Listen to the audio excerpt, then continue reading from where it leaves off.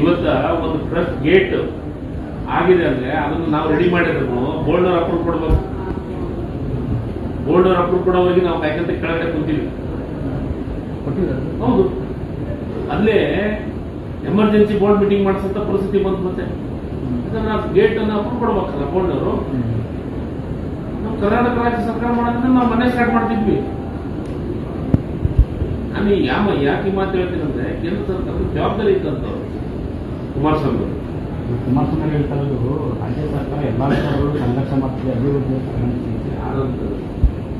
ಇವರು ಸಂಘರ್ಷ ಮಾಡ್ತಾ ಇದ್ದಾರೆ. ಇವರಿಗೆ ವಿರೋಧ ಪಕ್ಷದವರಾಗಿ ಸರಿಯಾಗಿ ಕಾರ್ಯನಿರ್ವಹಣೆ ಮಾಡ್ತಾ ಇಲ್ಲ. ಇವರು ಮಾಡಬೇಕಾಗಿದ್ದ ಕೆಲಸವನ್ನು ಬಿಡ್ತಾರ, ಮಾಡಬಾರ್ದು ಕೆಲಸ ಮಾಡಕ್ ಹೋಗ್ತಾರೆ.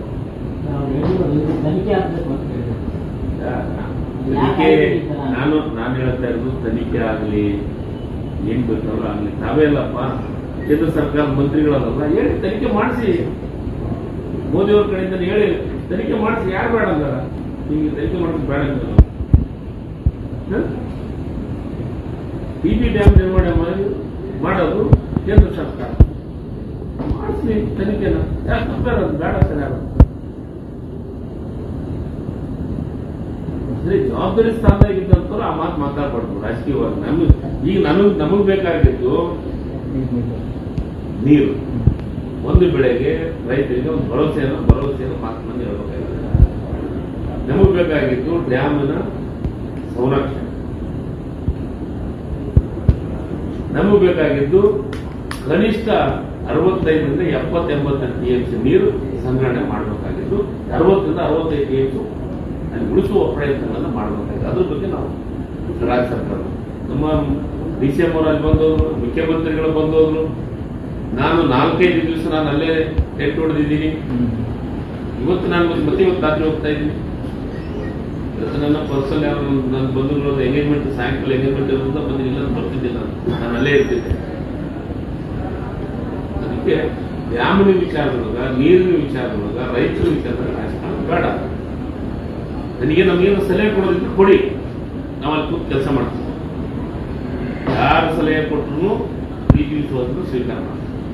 ಗೇಟ್ ರಿಪೇರ್ ಎಷ್ಟು ಉಳಿತದೆ ಸರ್? ಎಷ್ಟು TMC ನೀರು ಶೇಖರಣೆ? ನನಗೆ ನಾವು ನಿಜವಾಗೂ 53 TMC ನೀರು ಹೊರಗೆ ಬಿಡ್ತದೆ ಕೆಲಸ ಮಾಡ್ಬೇಕಂತ ಒಂದು ಟೀಮ್ ಹೇಳಿದೆ. ಇನ್ನೊಂದು ಟೀಮು ನೀರು ಬಿಡ್ತಾನೆ ಕೆಲಸ ಮಾಡೋಣ ಅಂತ ಹೇಳ್ತಾರೆ. ಇದು ಇವತ್ತು ಮಾಡೋ ಕೆಲಸ ನಾವು ಸಕ್ಸಸ್ ಆತಂದ್ರೆ ನಮಗೆ ಇನ್ನೂ 15-20 TMC ಅಡಿಷನಲ್ ಉಳಿಯುತ್ತೆ ಕೆಲಸ.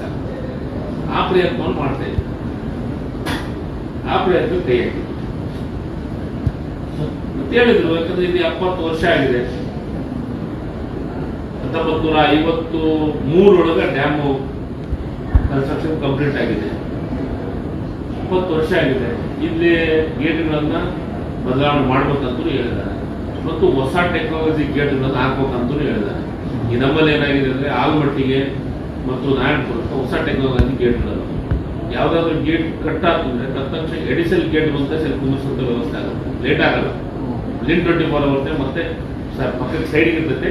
ಆ ಗೇಟ್ನಲ್ಲಿ ತಂದು ಮಾಡತ್ತ ಆಲ್ಮಟ್ಟಿ ಇರ್ಬೋದು, ನಾರಾಯಣಪುರ ಇರ್ಬೋದು.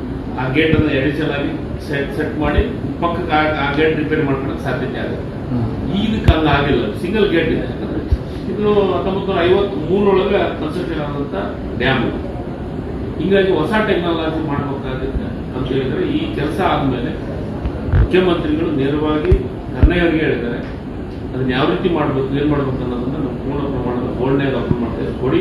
ಅದಕ್ಕೆ ನಮ್ಮ ಪಾಲೇನಿದೆ ರಾಜ್ಯ ಸರ್ಕಾರದ ಪಾಲು ಅದನ್ನು ನಾವು ಕೊಡ್ತೀವಿ ಅಂತ ಮುಖ್ಯಮಂತ್ರಿಗಳು ನಿನ್ನೆ ಸ್ಪಷ್ಟವಾಗಿ ಹೇಳಿದ್ದಾರೆ.